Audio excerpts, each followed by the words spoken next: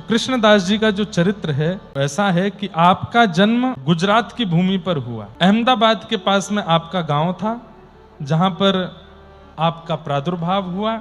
आपके पिताजी जो थे वो न्यायाधीश थे, न्यायालय में बैठकर के न्याय करते थे, लेकिन स्वभाव से, विचार से खुद इतने ज्यादा भ्रष्ट हो चुके थे कि चोरों का संग, क्योंकि वहां से धन मिल जाएगा, इनका पक्ष में निर्णय दे देंगे तो ये हमारी सहायता कर देंगे। इस प्रकार से आपका कपट में जीवन था और कृष्णदास जी को ये अच्छे से पता था। एक बार कुछ बंजारे लोग गांव से निकल रहे थे, आपको पता चला, इनके पिताजी को, कृष्णदास जी के पिताजी गांव से निकल रहे थे, तो चोरों को नहीं पता चला कि बंजारे जा रहे हैं, इनको पता चल गया ये न्यायाधीश हैं। इन्होंने चोरों को खबर की, बोले वो कुछ लोग जा रहे हैं, उनकी चोरी कर लो और उसमें से फिर 20% हमको दे देना, बाकी अपने पास रख लेना। और फिर उसके बाद चोरी हुई, इसकी बात लेकर के वो मेरे पास आएंगे कि आप न्यायाधीश हो, तो मैं उनसे और मुंह मांगी रकम मांगूंगा उनका धन दौड़वाने के लिए। ऐसे ऐसे काम वो करते थे। कृष्णदास जी ये जानते, बंजारों से पैसे लुटवा दिए और उसके बाद चोरों से उनके पैसे लुटवा के चोरों से कुछ पैसे ले लिए। बंजारे रोते रोते आए, आप न्यायाधीश हैं इस नगर के, हमारे धन लुट गए हैं, हमारी रक्षा करो। तो इन्होंने उनको भी कितने 1000 सोने की मोहर देने की बात रखी, इतना दो तब मैं चोरों को ढूंढवाऊंगा। कृष्णदास जी से ये बात सहन नहीं हुई और आपने जाकर के उस नगर के राजा से अपनी ही पिता की शिकायत कर दी। राजा से जाकर के कह दिया, बोले हमारे पिताजी, बोले हाँ तुम तो न्यायाधीश के पुत्र हो, बोले मैं उन्हीं की बात लेकर के आया हूं, हमारे पिताजी जो हैं अच्छे कर्म नहीं करते हैं, इस प्रकार चोरों का संग करना, डकैतों का संग करना, उनसे भी पैसे लेना और धनी मानी लोग जिनके चोरी होती है उनसे भी धन लेना, ये सब काम उनकी अब आदत बन चुका है। आप राजा हैं, मेरे पिता हैं वो भले, पर मैं चाहता हूं कि आप उन्हें बुला करके दंडित करिए। राजा ने खबर भेजी और कृष्णदास जी के पिताजी जब सभा में आए तो राजा ने पूछा और गवाही के रूप में कृष्णदास जी ने पूर्ण कह दिया, हाँ मेरे पिताजी गलत गलत काम करते हैं, सब कुछ कहते हैं, पिता देख रहे हैं घुर्रा करके, वो तू तो घर चल तुझे बताऊंगा, मेरे बारे में सब बातें बता दी। राजा ने कहा हथकड़ी बांध दो, बेड़ियां बांध दो, पकड़ के ले जाओ इनके पिता को। उस समय कृष्णदास जी ने हाथ जोड़े, बोले मैं चाहता हूं कि ये मेरे पिता हैं, आप इनको दंड केवल इतना दीजिए क्या कि अगर ये दोबारा कुछ ऐसा करते मिलें तो आप मृत्यु दंड दीजिएगा, लेकिन अभी इनको छोड़ दीजिए। ये पहली बार है कि एक पुत्र के द्वारा अपने पिता की शिकायत की गई है, कम से कम इतनी रहम कीजिए।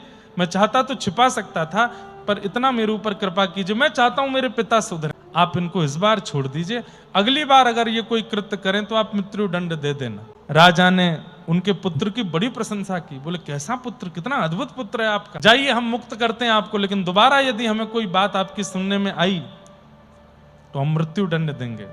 कृष्णदास जी ने अपने पिता को प्रणाम किया। पिता बोले तू शत्रु है कि पुत्र पता नहीं चलता। कृष्णदास बोले पिताजी हूं तो मैं पुत्र, लेकिन आपके व्यवहार का मैं सत्य, इसलिए मैं आपसे आज्ञा चाहता हूं, अब मैं घर नहीं रहूंगा, अब मैं जा रहा हूं, अब आप आगे का जीवन अपने आप देखिएगा, चाहे जो करिए, बस मैंने राजा के सामने आपको सुधरवाने का एक नियम, क्योंकि मैं जाने की सोच रहा था, पर मैं सोच रहा था ऐसा करके कुछ जाऊं कि आप सुधर जाओ। और कृष्णदास जी उसी समय घर छोड़ करके निकल पड़े। कहां गए? तीर्थ यात्रा पर चले गए।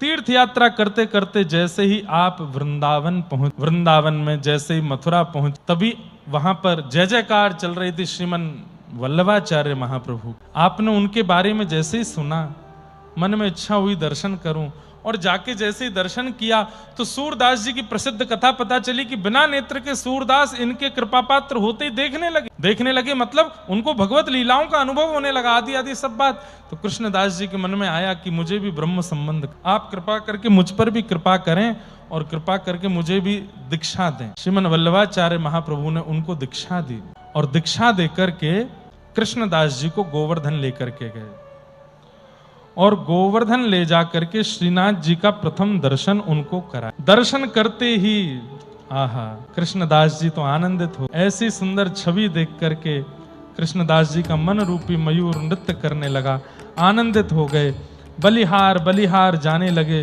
श्रीनाथ जी के मुखमंडल पर। श्रीमद वल्लभाचार्य भगवान कृष्णदास जी के इस भाव से बड़े प्रसन्न हो गए और उन्होंने श्रीनाथ जी की सेवा में उनको अधिकारी नियुक्त कर दिया, मंदिर के अधिकारी बना दिया। आज भी श्रीनाथ जी में, नाथद द्वार में जो अधिकारी जी हैं, वहां पर कोई भी काम होता है तो आज भी जो मोहर लगती है वो 250-300 साल पुरानी कृष्णदास जी की ही मोहर लगती है। महाराज जी इनकी दृष्टि ऐसी थी कि ये कुछ भी देखते थे, चाहे जो दिख जाए, मानव दिख जाए, जीव दिख जाए, जंतु दिख जाए, वस्तु दिख जाए, व्यंजन दिख जाए, ये उस वस्तु को देख करके सोचते थे ये मेरे लाल जी पे कितनी बढ़िया जचेगी। एक बार आप दिल्ली गए थे, अकबर के पास किसी काम से, अधिकारी थे, सारी व्यवस्था इनके हाथ में रहती, तो अकबर से मिलने के लिए जा रहे थे तो कहीं ढकेल पर जलेबी बन रही थी। अब सामान्य व्यक्ति का क्या होगा, जलेबी देख के उसके मुंह में पानी आएगा कि मुझे खाने को मिल जाए, पर इनके मन में क्या होता था, जलेबी देख करके मन में सोचते मेरे ठाकुर जी को जलेबी का भोग लग जाता, कितना सुख मिलता, आज लाला बड़ो प्रसन्न है जातो, आज मेरो श्रीनाथ कितना खुश है जातो, अगर वाकू जलेबी को भोग लग जाता तो। ढकेल पे खड़े खड़े देख रहे हैं, अब मन ललचा रहा है कृष्णदास जी का, पर गोवर्धन में लार टपक रही है ठाकुर जी के।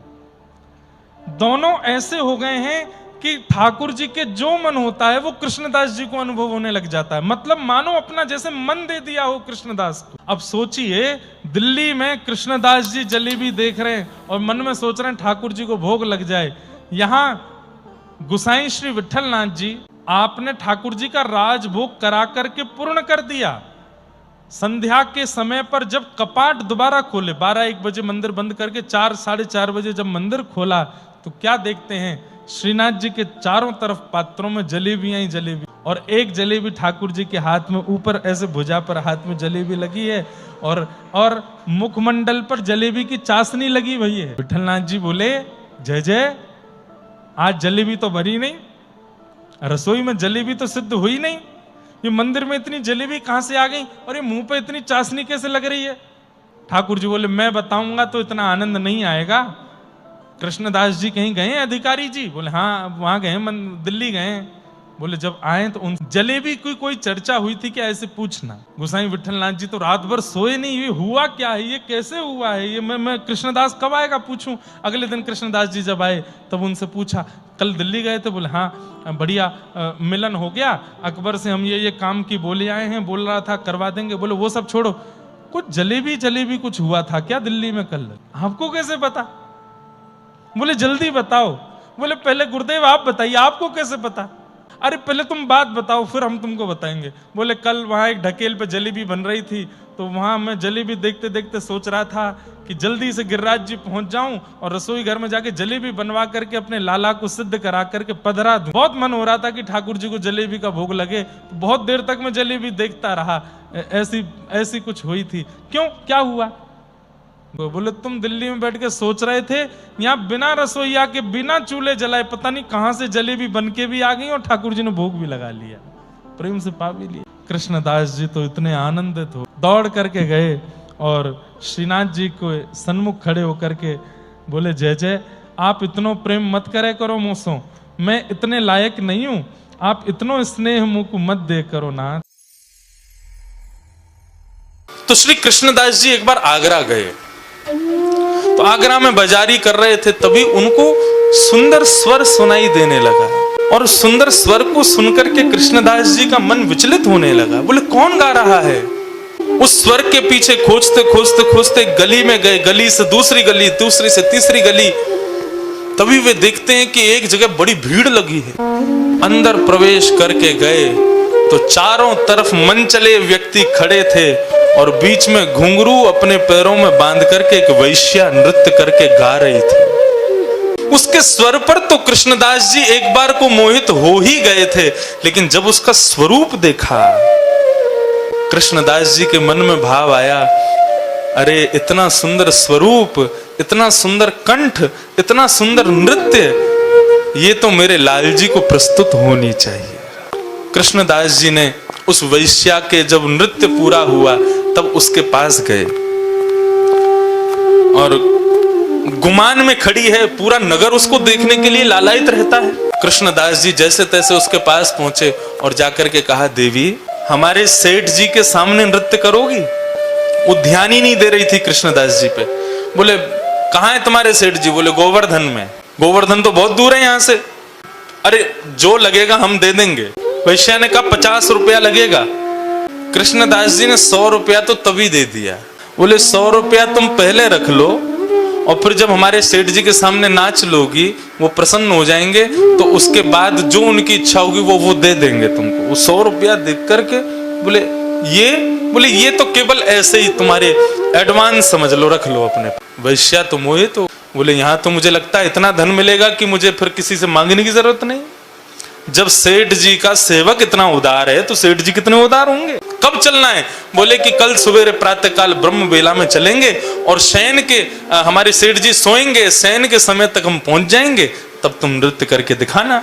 प्रातः काल बैलगाड़ी लेकर के कृष्णदास जी पहुंच गए और वैश्या को साथ बैठा करके ले जा रहे, और मनी मन कृष्णदास जी ठाकुर जी का चिंतन करते जा रहे हैं। लाल जी आज आप प्रसन्न हो जाओगे, आपकी सेवा के लिए एक अद्भुत कंठ आ रहा है, एक अद्भुत स्वरूप आ रहा है, एक अद्भुत नृत्य आ रहा है, सब ठाकुर जी को अर्पित। शाम का समय पहुंचे, वैश्या तैयार होकर के मंदिर में पहुंच। अभी तक भी उसको नहीं पता था मैं कोई मंदिर में। कृष्णदास जी से बोलती कहाँ है आपके सेठ जी? पर्दा लगा था। बोले अभी भोजन कर रहे हैं, जैसे भोग पूरा हो जाएगा उसके बाद सेठ जी सामने सिंहासन पर बैठे हैं, तुम नृत्य करना शुरू कर देना। अति सुंदर बनकर के आई है, अपने रूप का अहंकार, अपने कंठ का अभिमान, अपने ऐसा नृत्य करूंगी, ऐसा गाऊंगी कि इनका सेठ फिदा हो जाएगा मुझ पर। लेकिन उसको क्या पता था कि फिदा कौन होने वाला है। कृष्णदास जी ने उसको व्यवस्थित कर दिया। बोले टकटकी लगा करके देखो पर्दा खुलने वाला है बस। और कृष्णदास जी कोने में खंबे से सिर लगा करके खड़े हो गए। बोले अब क्या लीला होने वाली है लाल जी। ऐसे ही गुसाई जी ने कपाट खोले हैं, एक भुजा उर्ध बाहु, दूसरी भुजा कंठ पर, अपने कटी भाग पर, और कमल नयन श्रीनाथ जी का जैसे ही उसने दर्शन किया है स्तब्ध हो गए। मुखमंडल को देख करके उसके संपूर्ण शरीर के रोए मानो नृत्य करने लगे। कृष्णदास जी इशारा करने लगे कुछ गाओ, तो कंठ भर आया। कृष्णदास जी कहने लगे नृत्य करो। तब अंत में वो समझ गई कि मैं कुछ नहीं कर पाऊंगा, क्योंकि अपने पर अभिमान था ना कि मैं ये जानती हूं, उनके लिए पूर्ण समर्पण नहीं था मेरे हृदय में। तब बोले मेरे बस की नहीं है अब कुछ गाना, आप ही कुछ गा दीजिए। तब कृष्णदास जी के उस भाव को गाया गया। अब मेरा कहीं और जाने का मन है ही नहीं। कृष्णदास जी बोले तो फिर यहीं रहोगी, क्या करोगी? अब क्या मन है? बोले यहां रहने का भी मन नहीं है। तो फिर तुम्हारा मन क्या है? रोने लग जाती है, हाथ पांव कंपन करने लग। तब कृष्णदास जी से मानो इशारे में कहती है कि मैं इस शरीर से इनकी सेवा नहीं कर सकती। इस शरीर को ना जाने कितने लोगों ने उपभोग करके अब दूषित कर दिया है, झूठा कर दिया है, और झूठी वस्तु ठाकुर जी की सेवा में नहीं जा सकती। अब तो मेरा एक ही मन है, शरीर अपवित्र है लेकिन आत्मा परम शुद्ध होती है। कृष्णदास जी स्तब्ध हो गए। तुम क्या कहना चाहती हो? बोले कि बस अब परायण करना चाहती। कृष्णदास जी को देखते देखते वो ठाकुर जी को देखती है। बोले शरीर से सेवा नहीं कर सकती क्योंकि अपवित्र है, लेकिन अपनी आत्मा से तो इनसे मिल सकती हूँ। नाचते नाचते घूमते घूमते घूमते श्रीनाथ जी के आंगन में ही अपने प्राणों का परित्याग कर देती है और आत्म रूप धारण करके श्रीनाथ जी के शिव विग्रह में जाकर के विलीन हो जाती है। गोसाई श्री विठलनाथ जी रोज दीक्षा देते थे। क्यों? उनके दीक्षा देते ही जो वैष्णव दीक्षा लेता था उसको तुरंत ठाकुर जी का दर्शन अनुभव होने लग जाता था, और नियम बना लिया कि जब तक दीक्षा एक वैष्णव नहीं बनाऊंगा तब तक जलपान नहीं करूंगा। एक बार क्या हुआ, आज पता नहीं क्या ऐसा योग था, बहुत गर्मी पड़ रही थी, लोग बाग घरों से निकले ही नहीं, कोई गोसाई जी के पास आया नहीं। मध्याह्न का समय हो गया, गोसाई जी भूखे बैठे। क्यों? रोज ब्रह्म संबंध देते हैं फिर कुछ पाते हैं। तभी आप गोविंद कुंड है गिरिराज जी में, वहां जाकर के बैठ गए, और गोविंद कुंड में 2 हंस घूम रहे थे। आपने मन में विचार किया आज तक मानवों को ठाकुर जी का दर्शन कराया है ब्रह्म संबंध देके, इन जीवों का भी तो अधिकार है। और आपने उन 2 हंस हंसनी के जोड़े के कान में अष्टाक्षर मंत्र देके उनको कंठीमाला पहना दी, और जैसे ही कंठीमाला धारण कराई दोनों के चतुर्भुज रूप हो गए और दोनों का ही निकुंज में प्रवेश हो गया, ठाकुर जी की प्राप्ति हो गई। ऐसे गोसाई श्री विठलनाथ जी, इनके जीवन में भी एक परीक्षा हुई थी। कृष्णदास अधिकारी जी थे, उनसे इनकी किसी बात पर अनबन हो गई, और श्री कृष्णदास अधिकारी जी ने इनके जो दूसरे भाई थे गोपीनाथ जी, उनका भगवत धाम गमन हो गया था। उनकी पत्नी थी और उनका एक बेटा था, बेटे का नाम पुरुषोत्तम था। इन्होंने पूरे गोवर्धन के वैष्णवों को इकट्ठा किया और इकट्ठा करके कहा, भैया देखो, महाप्रभु जी के दूसरे पुत्र श्री गोपीनाथ जी, जो कि भगवत धाम गमन हो गया, उन पर थोड़ी दया आनी चाहिए कि नहीं। ये पूरी सेवा श्रीनाथ जी की गोसाई जी करते हैं, उनका बेटा बेचारा वो सेवा में नहीं जा पाता है। आप सब लोगों को आवाज उठानी चाहिए और गोपीनाथ जी की पत्नी और उनके बेटे को ठाकुर जी की सेवा का अधिकार मिलना चाहिए। तो कई लोगों ने इस बात का समर्थन किया और समर्थन के भाव से गोसाई श्री विठलनाथ जी को ठाकुर जी से कुछ समय के लिए दूर कर दिया। गोपीनाथ जी के पुत्र श्री पुरुषोत्तम जी सेवा करने लगे श्रीनाथ जी की। सेवा से दूर किया, गोसाई श्री विठलनाथ जी उसमें राजी थे, कोई बात नहीं। लेकिन कृष्णदास अधिकारी जी ने यह नियम बना दिया कि आप मंदिर ही नहीं आओगे, ठाकुर जी का दर्शन भी नहीं करोगे। अच्छा, ये सब लीला श्रीनाथ जी ने ही प्रकट की थी। हमने एक बात कही ना, ठाकुर जी सीधो सीधो तो कछु चलन देंगे ही नहीं, कछु ना कछु परीक्षा तो सबकी कराते ही कराते हैं। ठाकुर जी पूरे विश्व को बताना चाहते हैं कि गोसाई जी का प्रेम कैसा है। इसलिए गोसाई श्री विठलनाथ जी गोवर्धन से थोड़ी दूर पारासौली में रहने लगे और आप नित्य अपनी कुटिया से निकल के आते और श्री गिरिराज पर्वत पर श्रीनाथ जी की जो ध्वजा थी उसी का ही दर्शन करते और दर्शन करके विरह व्याकुल होकर के वहीं बैठे रहते। बहुत सुंदर लीला है, ध्यान से सुनना। लेकिन ऐसा नहीं है कि विरह केवल भक्त को होता है, विरह ठाकुर जी को भी होता है। बात केवल इतनी है कि भक्त अपना विरह गा के सुना देता है, ठाकुर जी कैसे सुनाए। परंतु एकमात्र श्री गोसाई विठलनाथ जी हैं जिनके लिए ठाकुर जी ने अपना विरह प्रकट कर दिया। कैसे?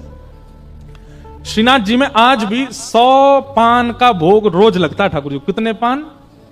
100 बीड़ा पाते हैं ठाकुर जी। आज भी आप देखोगे राजभोग के बाद मुखिया जी आएंगे और पान की बीड़ा ठाकुर जी से मुख से छुमाएंगे और फिर रखेंगे। कभी अगर प्रसादी में ठाकुर जी की बीड़ा मिलती है, एक बार को अन्य प्रसाद मिले तो सब में बांट दियो, पर बीड़ा मत बांटियो, बीड़ा तो स्वयं पहियो। क्योंकि बीड़ा समझते हैं ना, पान भोग। एकमात्र बीड़ा भोग ऐसा है जो ठाकुर जी के अधर से छुपाया जाता है। बाकी की सब सामग्री सामने रखी जाती है, पर बीड़ा तो ठाकुर जी के अधर से स्पर्श कराया जाता है। और बीड़ा भोग ज्यादातर किशोरी जी का बीड़ा भोग ठाकुर जी पाते हैं और ठाकुर जी का बीड़ा भोग किशोरी जी पाती हैं, क्योंकि अधर स्पर्श होता है उसमें। तो श्रीनाथ जी को 100 पान का भोग लगता था। बहुत ध्यान से सुनना। तो एक रामदास भीतरिया करके सेवा करते थे श्रीनाथ जी के आसपास। पोंछा लगावे की सेवा, आरती सजावे की सेवा, आदि आदि सेवा। भीतरिया 2 सेवक होते हैं, एक होते हैं भीतरिया, एक होते हैं भारिया। भीतरिया वो जो गर्भगृह के अंदर जा सकते हैं, भारिया वो जो बाहर बाहर की सेवा करते हैं। तो रामदास भीतरिया जो थे ये गोसाई श्री विठलनाथ जी के शिष्य थे। ये जाते थे श्रीनाथ जी के मंदिर में सेवा करने, भीतर पोंछा आदि करने। तो जब ये पोंछा आदि करते थे तो श्रीनाथ जी खड़े खड़े इनको इशारा करते, ए सुन, ऐसे इशारे करते। अब ये आवाज कहां से आ रही है? फिर ठाकुर जी करें। अब ये ऊपर देखे ठाकुर जी को, ठाकुर जी ऐसे खड़े हैं, आसपास कोई है नहीं, भाई आवाज कौन करता है? एक बार तो घबरा गया, हुआ आ गो मंदिर में। लेकिन फिर ठाकुर जी ने इसको ऐसे बौं मटका के इशारा किया। रामदास तो अरे अरे जय जय, आप बुला रहे हैं मोकू। ठाकुर जी ने फिर इसको प्रत्यक्ष, ठाकुर जी लीला सबके सामने नहीं करते हैं, परंतु रामदास के द्वारा गोसाई जी को संदेश भेजना है, इसलिए ठाकुर जी लीला कर रहे। जय जय, आप कछु आज्ञा कर रहे हैं।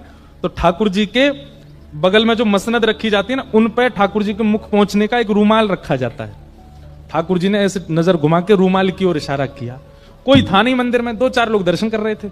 इसने धीमे से वो रूमाल उठाया और रूमाल खोल के देखा तो ठाकुर जी जो 100 पान खाते थे उसकी जो पीक निकलती थी, उस पीक से ठाकुर जी ने पत्र लिखा था गोसाई श्री विठलनाथ जी के लिए।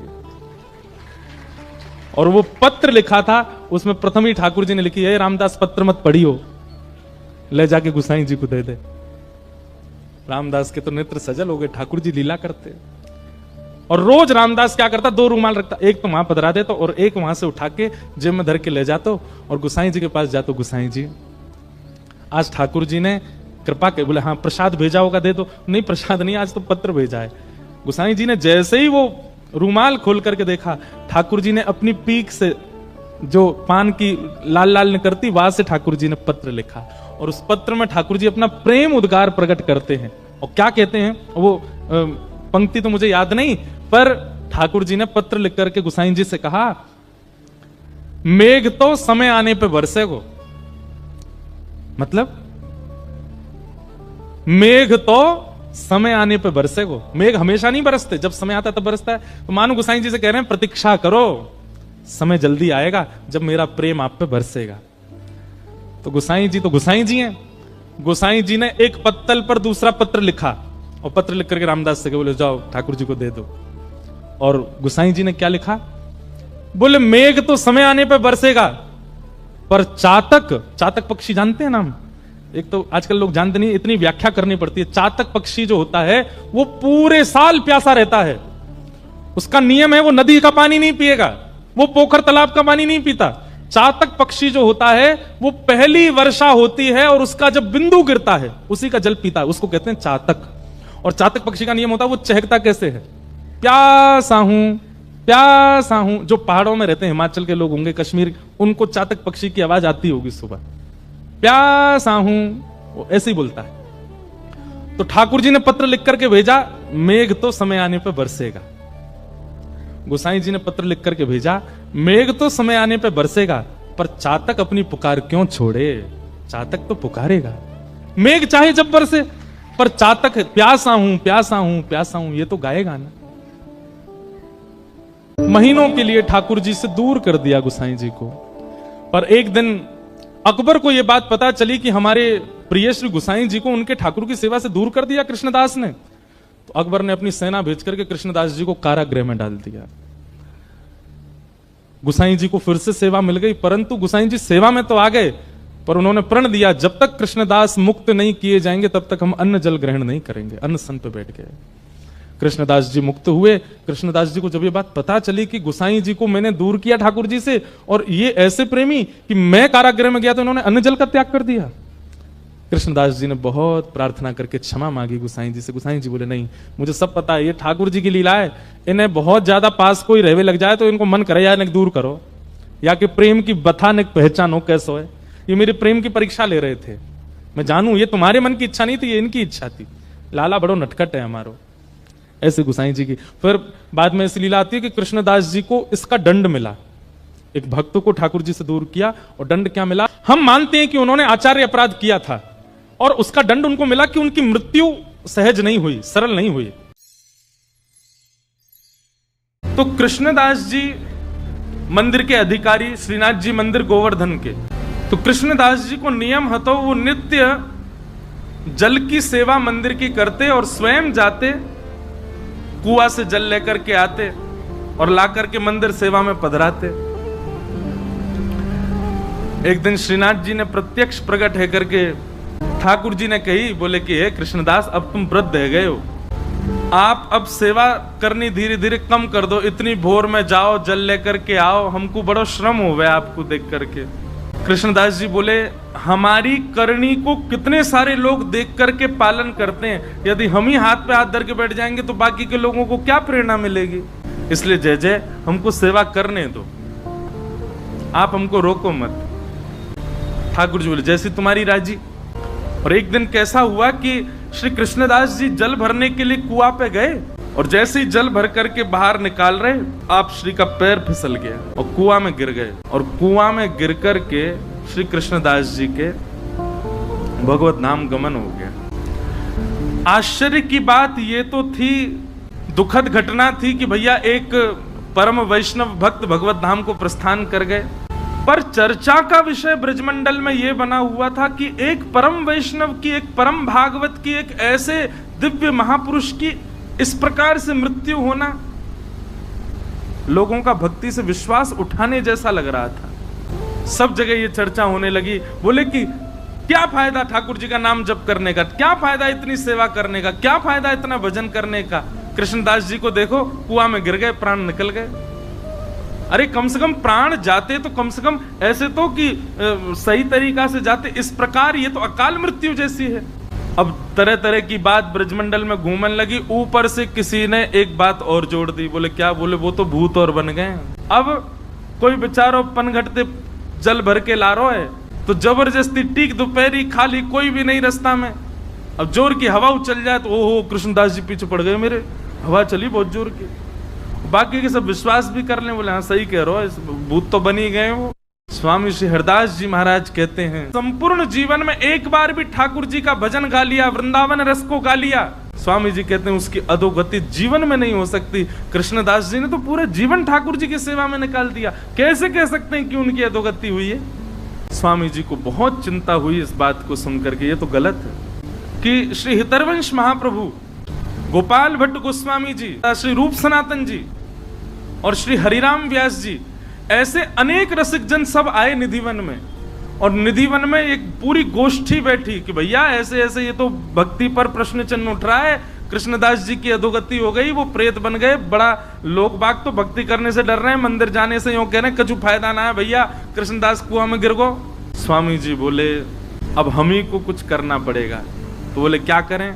ब्रजवासीन की मंडली बुलावें कि सब ब्रजवासीन को बुलावें, 84 को उसमें निमंत्रण भेजें कि सब निधिवन में आओ, पंगत पावे, तब आप कछु प्रवचन करो।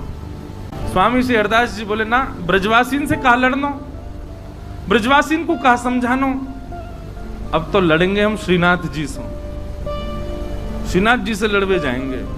और महाराज यहाँ पर श्री हितरवंश महाप्रभु, स्वामी श्री हरदास जी महाराज और श्री हरिराम व्यास जी, गोपाल भट्ट गोस्वामी, रूप सनातन गोस्वामी, ऐसे ऐसे अनेक आचार्य सब अपनी भक्त मंडलियों को लेकर के निकल पड़े वृंदावन से गोवर्धन की ओर। श्रीनाथ जी को मिलवे जा रहे, वहां पर श्रीनाथ जी का श्रृंगार कर रहे थे श्री गुसाई विठलनाथ जी गिरिराज जी में, और जैसे श्रृंगार करने लगे श्री जी बाबा ने घबरा से गए।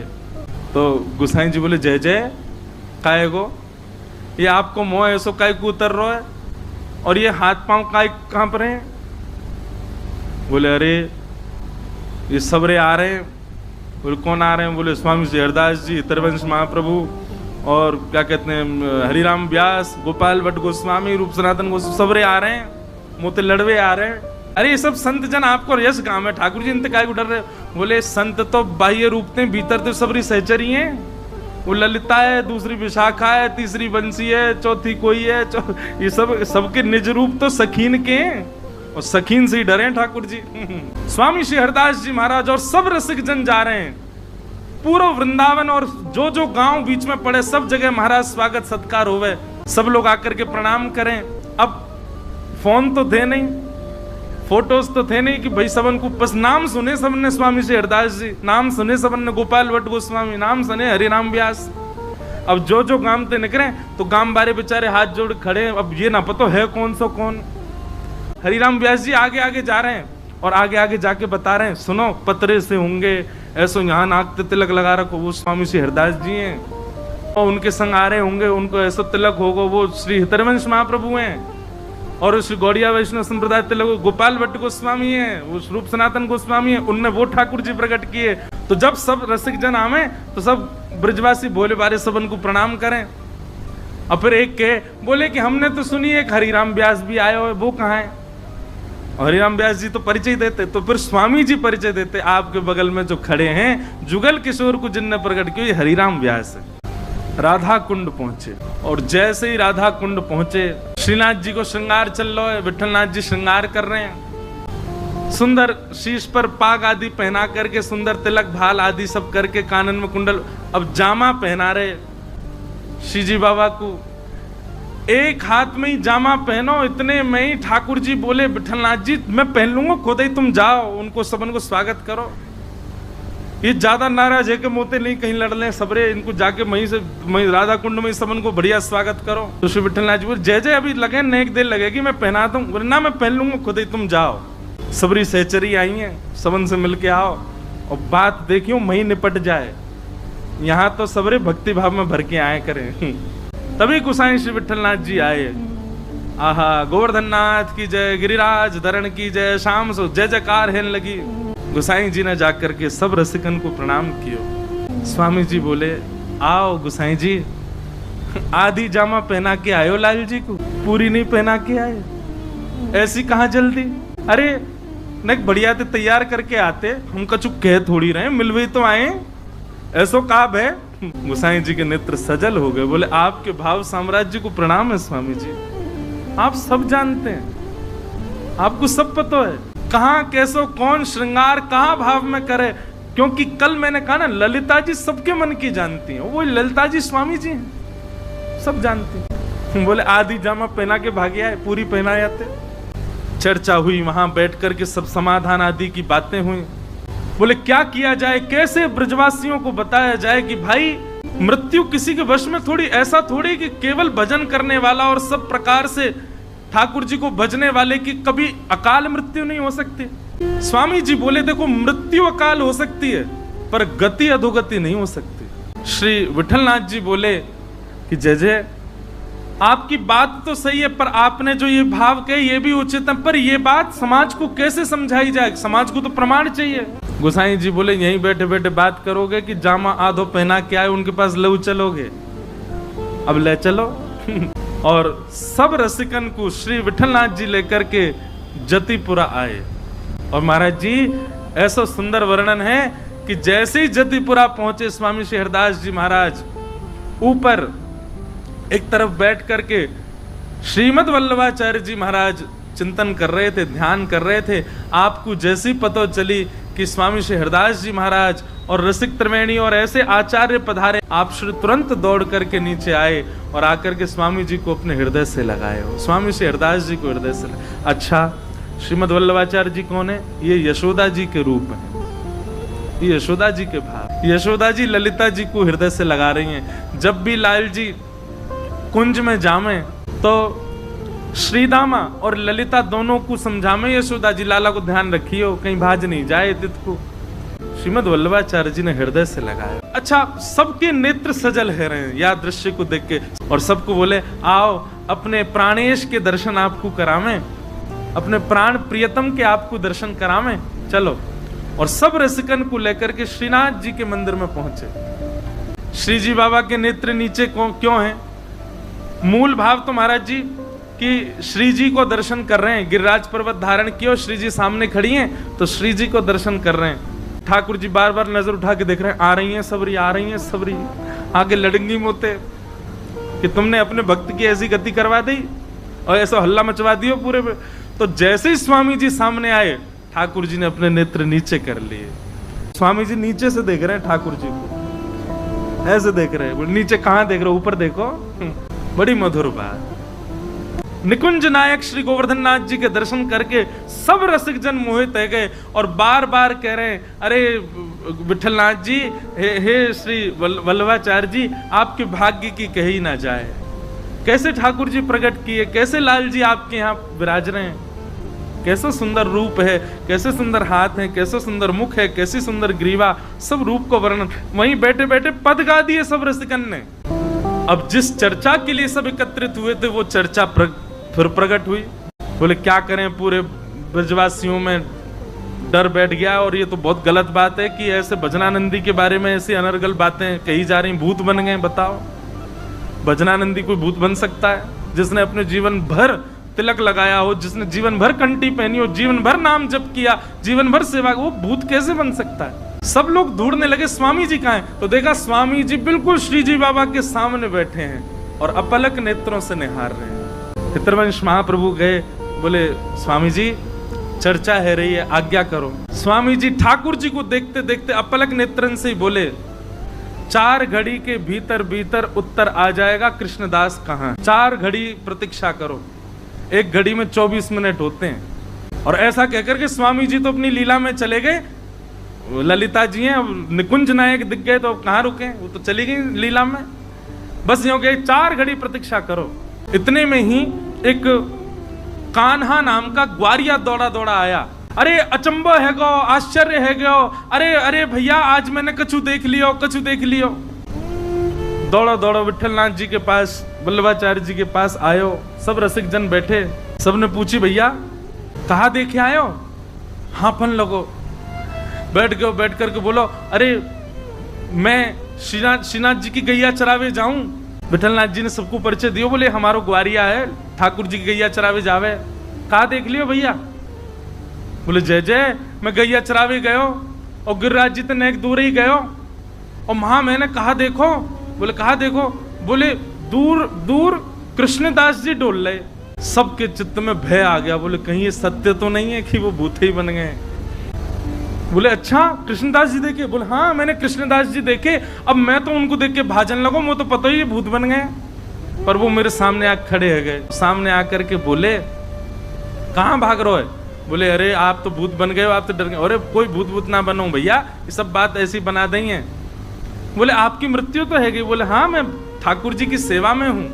और बोले उन्होंने मुझको प्रत्यक्ष बतायो कि भैया ठाकुर जी ने मोकू अपनी गौचारण लीला में प्रवेश करा लियो है। कृष्ण और बलराम यहीं आगे ही एक कुंड पे बैठे हैं, उनकी गैया खो गई है, वाकू दूर तो मैं जा रहा हूँ, कृष्णदास जी गैया ढूंढ रहे हैं। बोले मेरी कोई अधोगति ना भैया, भैया मैं तो कृष्ण बलराम के संग गैया चरा रहा हूँ। सब लोग बोले प्रमाण क्या? बोले प्रमाण ये कि कृष्णदास जी वयोवृद्ध थे जब पधारे थे, पर मैंने आज उनको दर्शन किया, वो तो बिल्कुल जुवान दिख रहे और ग्वारियान जैसे डोल रहे। मैंने उनसे कही कि भैया मैं सबन को जाकर के बताऊंगा, मेरी बात पे कौन भरोसा करेगा? तो कृष्णदास जी ने मुझको एक बात बताई है। विठलनाथ जी बोले कहा बताई? बोले उनने कही है कि विठलनाथ जी से जाके कहियो मेरो आसन जहां रखो है वह आसन को उठा के नीचे खुदाई करेंगे तो 1 लाख स्वर्ण की मुद्रा मिलेंगी। अब ये बात मैं ही तो को बता सकूं और कोई ना बता सके, तो ये प्रमाण है कि मेरी अधोगति ना भई है, मेरी सदगति भई है। मैं तो श्री ठाकुर जी की निकुंज में प्रवेश कर गया हूं, ठाकुर जी के संग गौचारण कर रहा हूं। अरे भैया ठाकुर जी गौचारण कहीं और थोड़ी करें या प्रत्यक्ष वृंदावन में करें, तो या को मतलब ये थोड़ी है कि मैं कहीं और चलो जाऊंगा या प्रत्यक्ष वृंदावन में ही रहूंगा। कृष्णदास जी ने कान्हा को बताई। सब लोगों ने जब बात सुनी बोले अच्छा अच्छा कृष्णदास जी का आसन कहाँ है? बोले चलो। सब रसिक त्रिवेणी और सब महापुरुष विठलनाथ जी के साथ में उनके आसन पर गए और आसन उठा के मां खुदाई करवाई तो भीतर 1 लाख सोने की मोहर मिली। और उससे ये बात प्रमाणित हो गई कि श्री कृष्णदास जी कोई भूत प्रेत नहीं बने। भैया ठाकुर जी के यश गावे वारे ठाकुर जी के निकुंज में ही प्रवेश करें, ठाकुर जी के नाम से अपने माथे पर छाप रखवे वारे इनकी अधोगति होगी कभी? नित्य उर्दपुंड लगावे वारे, नित्य तिलक लगावे वारे, नित्य ठाकुर जी की छाप से घूमवे वारे, अपने हाथन में करमाला लेकर के मुख से हरिनाम संकीर्तन करवे वारे, ब्रज में निवास करवे वारे, इनकी अधोगति ना होवे। तभी कान्हा ग्वारिया ने बताई, बोले कि कृष्णदास जी ने एक आज्ञा और दी कि विठलनाथ जी से कहियो या से हमारे लाडले लाल के श्रृंगार बनवा देंगे। ये 1 लाख जो सोने की मोहर है या से लाडले लाल को श्रृंगार बने और थोड़ी बहुत जो राशि बच जाए वहां से सब ब्रजवासी इनकी सुंदर पंगति करवा दें, भोजन भंडारों करवा में। सब ब्रजवासी इकट्ठे हुए और सबके सामने रसिक जनन ने प्रत्यक्ष सोने की मोहर दिखा करके सबको ये बता दी भैया कि कृष्णदास की अधोगति नहीं हुई है, सदगति भई है, वो निकुंज में है, ठाकुर जी की गैया चरा रहे हैं।